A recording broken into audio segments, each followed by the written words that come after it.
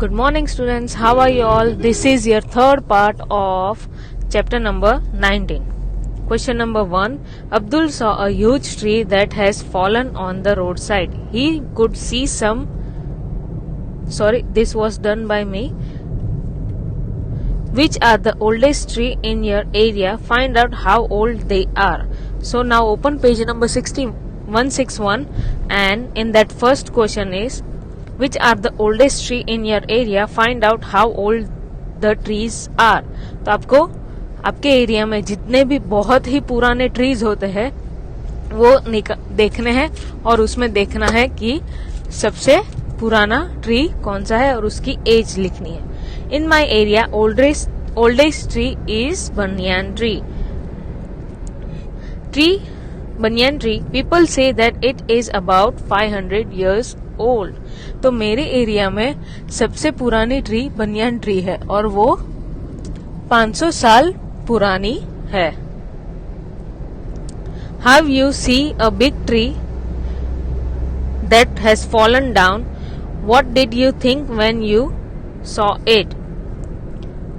आपके एरिया में कभी भी कोई बड़ा ट्री गिरा हुआ आपने देखा है? आपने कभी सोचा है कि वो कैसे गिरा होगा? Yes, I have seen a big mango tree uprooted by storm. I was amazed by the strength of the storm. तो मेरे एरिया में एक मैंगो ट्री था जो स्ट्रोम यानी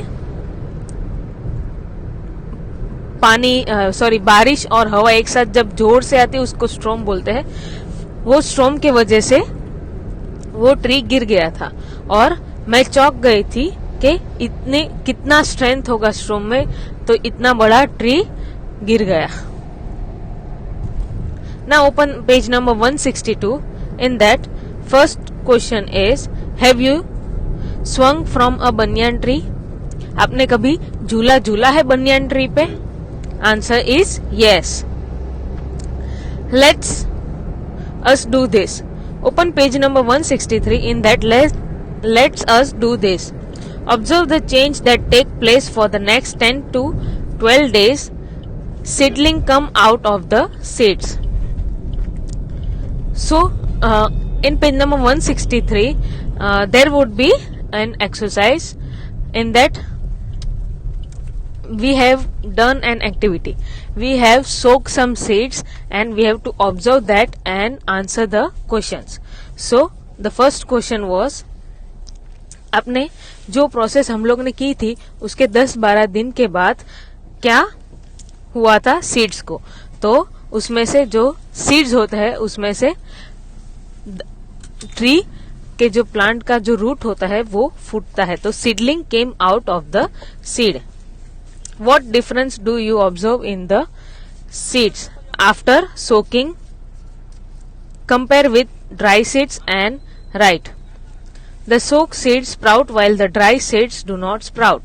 तो जो भीगे हुए क्वेश्चन है कि आपको डिफरेंस लिखना है कि सोखे हुए सीड्स और जो मीन्स जो पानी में डूबे हुए सीड्स और जो सूखे हुए सीड्स में क्या फर्क था. तो जो सूखे हुए सीड्स होते हैं वो स्प्राउट नहीं होते हैं और जो भिगोए हुए सीड्स होते हैं वो स्प्राउट हो जाते हैं. What do you think would happen if the cotton wool had been left dry? आपको क्या लगता है अगर कॉटन का जो रुई होती है वो सूखा ही रख देंगे? The seed will not sprout. तो जो कॉटन के अंदर जो सीड होता है वो स्प्राउट यानी के उसमें से रूट्स नहीं निकला होता है. In which direction did the root grow and the stem? Roots grow in the downward direction, the stem grow in the upward direction. तो आपको ये भी लिखना है कि रूट्स जो था वो कौन से डायरेक्शन में ग्रो हुआ और जो स्टेम था वो कौन से डायरेक्शन में ग्रो हुआ. तो जो रूट्स था वो डाउनवर्ड्स ग्रो हुआ और डाउनवर्ड्स ग्रो हुआ एंड जो स्टेम था वो उसके ऑपोजिट साइड ही ग्रो होता है.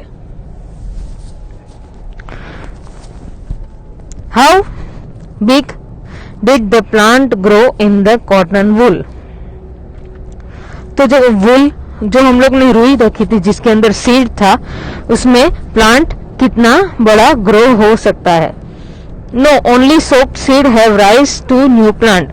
सिर्फ उसमें जो सीड होता है उसमें से प्लांट बनने की फर्स्ट स्टेज की प्रोसेस ही होती है. What is the colour of the root? No, only soaked seed give rise to new plant.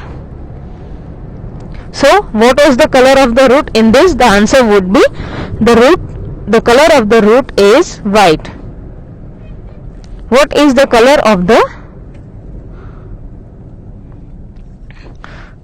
So, this was for the today. Thank you and have a nice day.